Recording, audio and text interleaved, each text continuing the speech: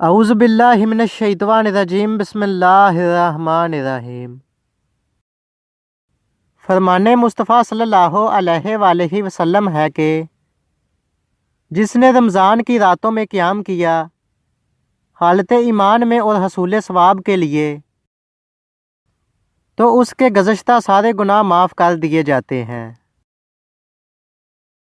رسول اللہ صلی اللہ علیہ وآلہ وسلم نے ارشاد فرمایا، جو شخص اللہ کی خوشنودگی کے لیے ایک دن کا روزہ رکھے اور اسی حالت میں مر جائے تو وہ جنت میں ضرور داخل ہوگا۔